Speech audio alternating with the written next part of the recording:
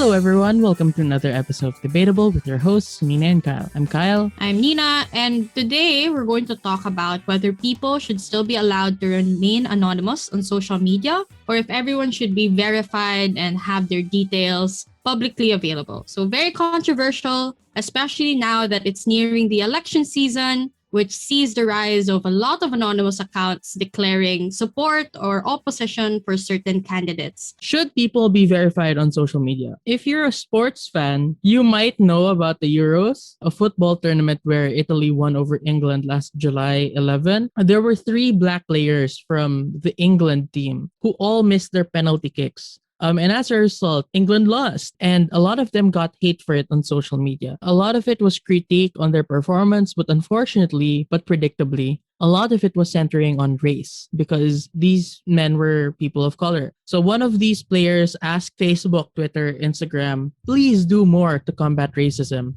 And this is not a new thing to call for. But what's new is Idris Elba, who you might know as Heimdall from Thor, that guy who gave the epic speech on Pacific Rim. Tonight we're canceling the apocalypse. The chief Buffalo from Zootopia, and also Nelson Mandela. Anyway, he said ID verification should be mandatory for everyone who creates a social media account. He compared it to public figures, celebrities, saying that, people in the public eye get verified on social media. And the process of verification requires them to prove their own identities. If you're a private individual, you can use this veil of privacy, this anonymity to do cowardly acts. And if they said that if you do that, then social media isn't a safe space anymore. Yeah, so I've had an extensive history with anonymity. There was a time where I would get a lot of rape threats on Twitter. I would get people trying to dox me on Curious Cat. And that's because I was very outspoken about the current administration,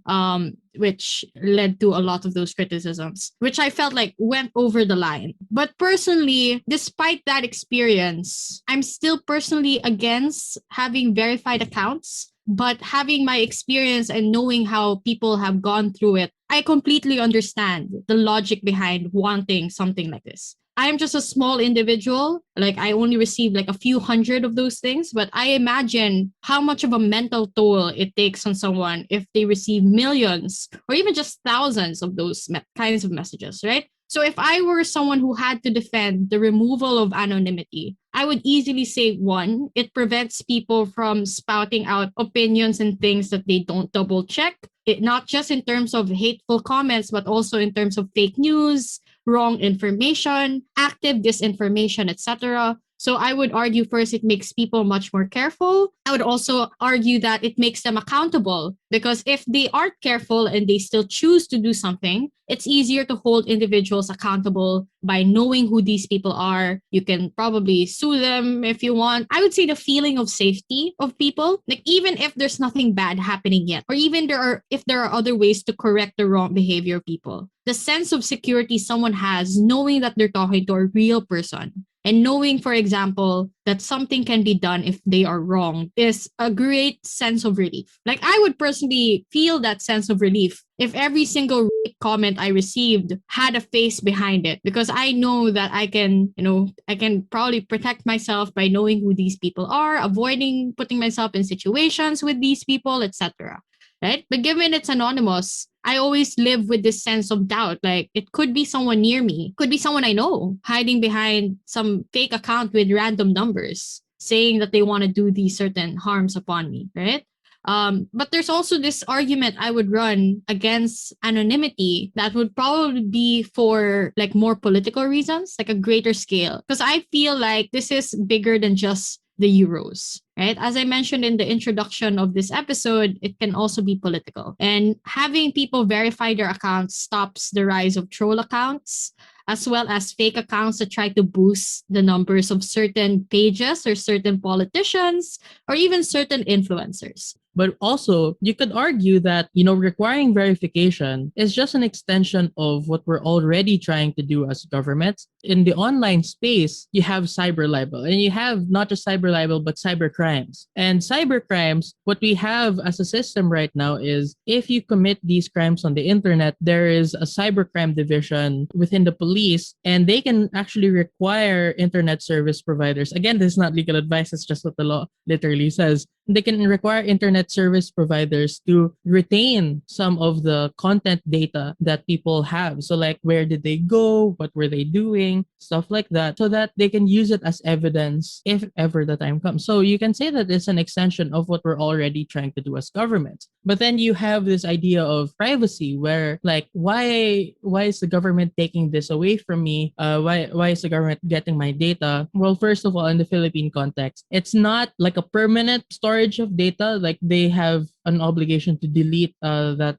user content data, whatever, after a certain number of days. But also, the argument goes that you don't have a reasonable expectation of privacy if you intend to engage with others in public on Facebook. But this is a debatable topic, really, because even if you see that there's a lot that you could gain from requiring verification, you also have this idea that, well, if trolls are your worst problem, then for the worst offenses of racism, the worst kinds of sexism, bigotry, etc., it doesn't really lessen the amount, because these people who are truly racist, truly xenophobic, truly bigoted, they don't really mind being linked to racism or homophobia, etc. So you could say that these attacks would happen regardless of whether or not they're verified. I would even argue like the magnitude worsens because now you can claim that, hey, we are real people that believe that there's no place in this world for trans individuals. So there's more legitimacy actually in their racist opinions, as opposed to in a world where you can always be in doubt because you don't know if these people are true. Of course, that's a fringe issue in my opinion. I just felt like it was relevant to bring up, given that I think it's a strong rebuttal to what was already stated. However, I would also argue the reason why we should have anonymity goes beyond just the security reasons as well as the political reasons. It could also be because there are genuinely people that don't want to be themselves when they're online. Like they find the online space as a escape from their reality, especially if they assume a different identity. Perhaps they don't want to use their dead name. They want to assume a different gender and they're more comfortable doing it online. Perhaps they're still in the closet and the only solace they have is their communities online that might be anonymous, for example. And I feel like that's also important to look at because you might be trading off something important, like something that's a lifestyle for people, all for the sake of a security feature that can't be assured, given that people will still be bad people, even if you attach their real names to it. You said that people want to escape reality. I think a gooder way to look at it is for a lot of these people, they are living their truths on the online space. But also, you have a lot of support groups, like support groups for recovering addicts, for example. These support groups on like Reddit, for example, can really help, mitigate that feeling of isolation that society in general has been trying to impose on you. You have also stories from people in abusive relationships where, their partner hacks into all their personal accounts. They don't feel comfortable sharing their stories with their friends because, their abusive partner might find out. So they turn to, anonymity online. And that's where they find the help that they need. That's where they find, the strength to, for example, leave, or they get advice as to how to escape that, those kinds of things. So, there are harms, but there are also good things as well. And I think we can go back again to the politics stuff because this also means that whistleblowers can communicate and share what they know securely. So you have leaks that happen. And the typical thing is traditionally, it's very difficult to have these things happen because as soon as you bring it up, people already know who it is and they can, punish them for or whatnot. In places where access to reproductive health is outlawed, anonymity can help women access these health services. Activists can organize with less fear of surveillance if they have anonymity. So they can actually like organize better. And if the policy fallacy is in order to get verified, you need a government ID. Well, think about the fact that in many countries with troll farms, it's the government that actually, funds these troll farms. It might be very easy for these troll farms to get around that verification system because the government is on the troll farms' side. Isn't that also a thing where dead people end up voting still? What do you call that? There's like a political term for it, I believe. Yeah, I think you call that ghost districts. Yeah. Yeah. So like people end up voting, and that's because the government controls it. So if the government gets to control who is verified and who isn't, then the harms will still happen. This is anti-poor because not everyone can afford to get verification documents. Like there's a large barrier to entry, like I would say. Yeah, definitely. Like, I not really just anti-poor, but also the process of getting these verification documents very difficult. Like Ahem, getting Philippines. getting Ahem. an ID here in the Philippines is a nightmare. So like, Oh my god. I can't. Don't get me started. Don't even get me started. Like my passport is expired. Same. Like I don't have any other government ID. They're not issuing voters IDs anymore. By the way, register to vote.